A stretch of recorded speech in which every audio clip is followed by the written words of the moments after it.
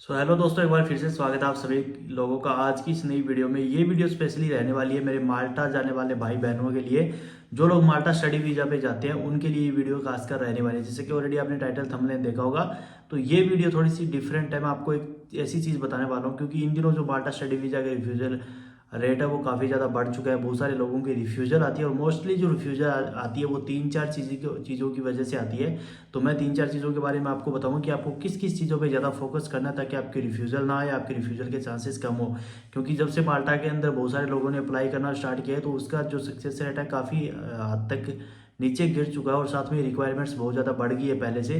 तो पहले तो जो लोग 10th पास जो बच्चे अप्लाई करते थे उनका वीज़ा भी आ जाता था 2022 के अंदर, 23 के अंदर स्टार्टिंग के अंदर आ रहे थे जनवरी फरवरी तक।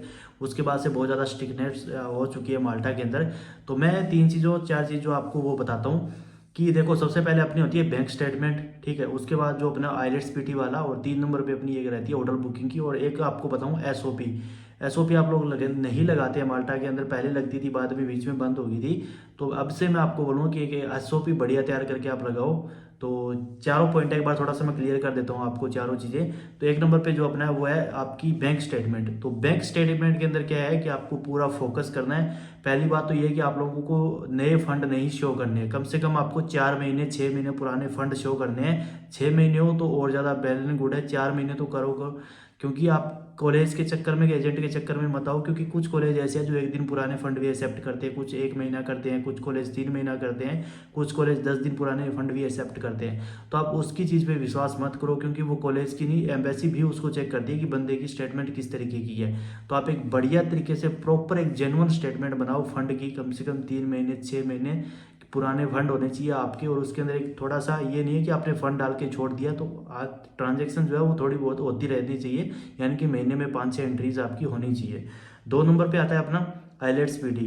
जी हाँ दोस्तों, मैंने देखा है माल्टा स्टडी वीज़ा का कि 2023 के बाद, जैसे जून जुलाई के बाद में जो रिजल्ट्स आए हैं, उनमें जिन लोगों ने आईलेट्स पीटी की जो सर्टिफिकेट लगाए हैं, जिन लोगों ने कर रखे थे, उन लोगों ने आईलेट्स पीटी के जो सर्टिफिकेट लगाए हैं, उसके बाद उनकी इंटरव्यू भी नहीं हुए। इंटरव्यू के लगभग उनके 10% चांस है कि उन लोगों की इंटरव्यू है और उनको सीधा पॉजिटिव रिजल्ट देखने को मिला है। उनके वीज़ा आए हैं, ये रिजेक्ट बहुत कम लोगों के हुए हैं। तो ये एक चीज़ मैंने देखी है कि आप लोगों के पास है तो आप इसके ऊपर फोकस करो।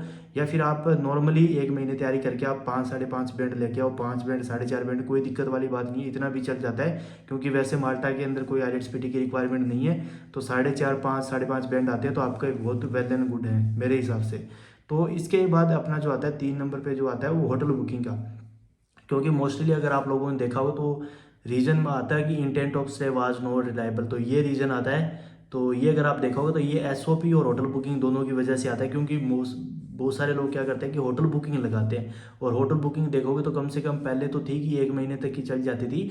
अभी उसके बाद नया रूल है कि आपको कम से कम 90 दिन की होटल बुकिंग शो करनी पड़ेगी। अगर 90 दिन की जाके आप बुकिंग डॉट वगैरह पे जो पेड प्रॉपर्टी आप देखते हो या पे लेटर वाली जो देखते हो, तो उसके अंदर 90 दिन की कोई आप होटल बुक करते हो तो वो लगभग 7-8 लाख रुपए आपका उसके अंदर बन जाता है इंडिया के हिसाब से, अगर मैं बात करूं। तो उस केस में वो एम्बेसी उसको थोड़ा सा इलीगल वे में लेती है। तो आपको एक प्रॉपर चीज़ शो करनी है, या तो आप डायरेक्ट जो कॉलेज है उसके थ्रू हेल्प लेके उसके जो हॉस्टल होते हैं, हॉस्टल के अंदर अपनी रिजर्वेशन करवा लो, बुकिंग करवा लो। और या फिर लीज एग्रीमेंट भी कॉलेज को बोल के ले सकते हो। या फिर कोई दोस्त रिलेटिव आपका वहाँ पे रहता है तो वो वहाँ पे के जो आपके रेंट एग्रीमेंट के डॉक्यूमेंट तैयार करके वो भी भिजवा सकता है। इसमें 200-300 यूरो का खर्चा होता है, ज़्यादा नहीं होता है। तो जो आपकी जिस तरीके से सेटिंग है वो भी कर सकता है। अगर आपका एजेंट अच्छा है तो वो भी इसके अंदर आपकी हेल्प करवा सकते हैं।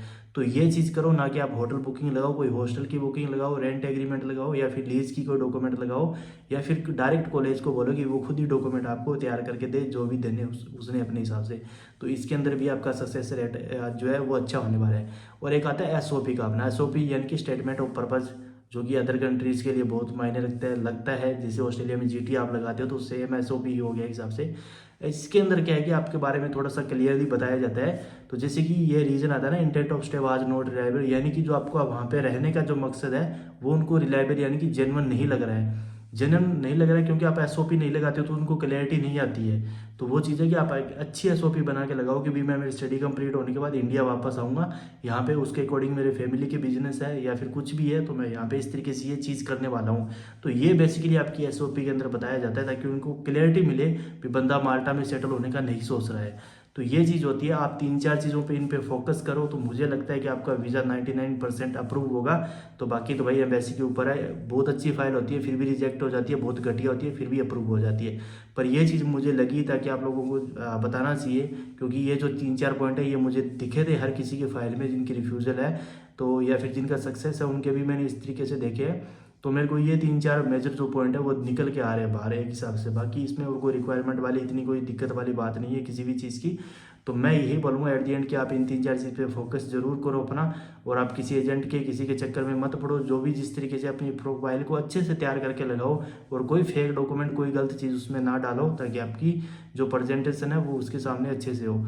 सो अभी भी फिर कुछ क्वेरी जैसे रहती है किसी भी कंट्री के रिलेटेड, किसी भी वीज़ा के रिलेटेड, तो आप मेरे को इंस्टाग्राम पे आके मैसेज कर सकते हैं। आप मेरे से भी माल्टा का स्टडी वीज़ा अप्लाई करवा सकते हैं अगर आपको करवाना है तो बाकी गाइस मिलते हैं नेक्स्ट वीडियो में। Till then take care, good bye, जय हिंद।